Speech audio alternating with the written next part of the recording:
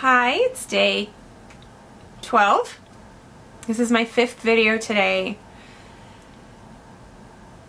and I feel like I'm on a roll, so this will be the last one though. Why this business? Why did I choose this business? I didn't. It sort of chose me. When I was in high school, I was going to be a psychologist, specifically a child psychologist. My mom did foster care and had an associate's degree in psychology. She, in the course of her life, worked as a foster parent, as a play therapist.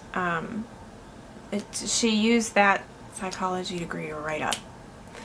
I was going to do what she did, and that was in spite of the fact that I was very good at drawing and I enjoyed drawing and I was very creative and I was different.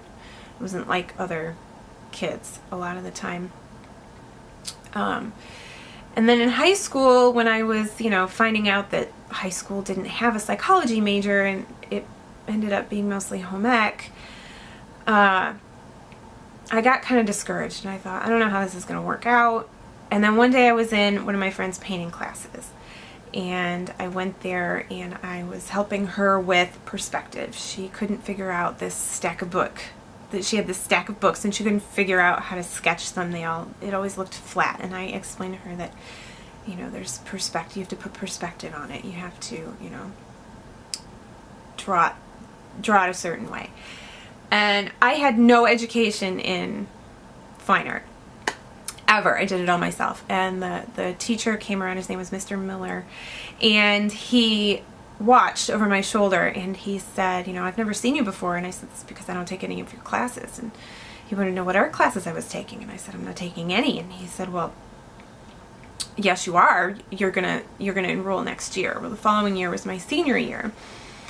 And I was told that I could not do, I was in band and orchestra at the time, and I was told I could not do a dual major. I couldn't do psychology and do music and do art.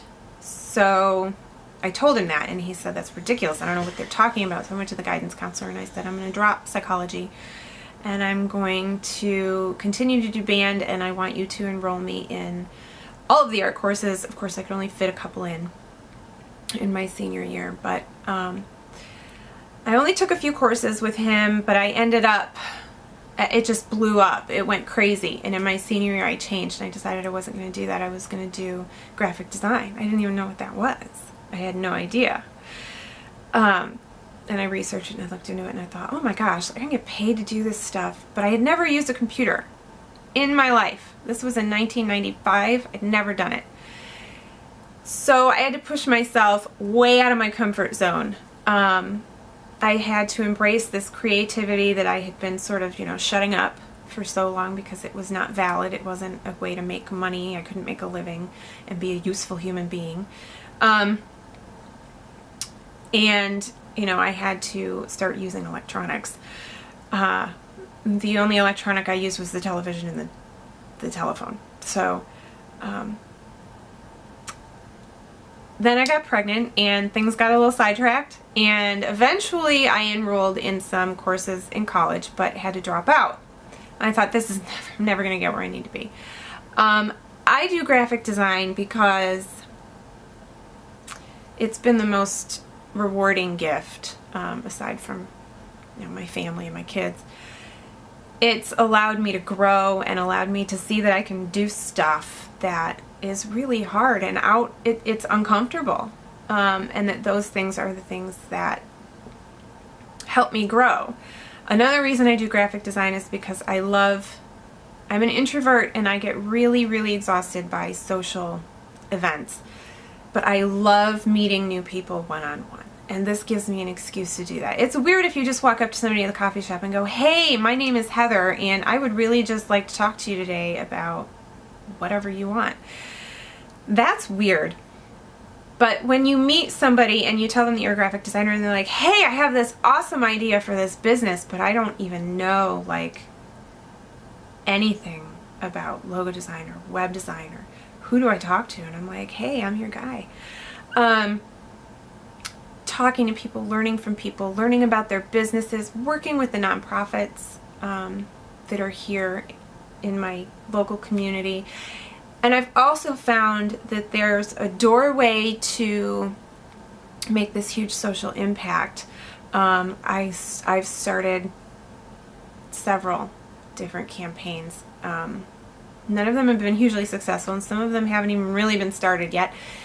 But I can do them, and people respond to them. A few people. It's not big, but someday it will be. But I do it because I can make a difference. I found a way to make a difference.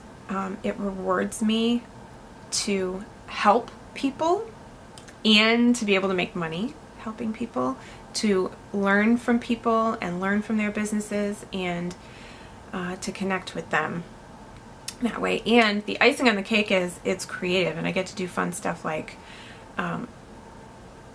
design billboards and magazines, and I get to take photos with an awesome camera, and from time to time I even get to, you know, make a painting or draw something and do real art. So that's why I do what I do.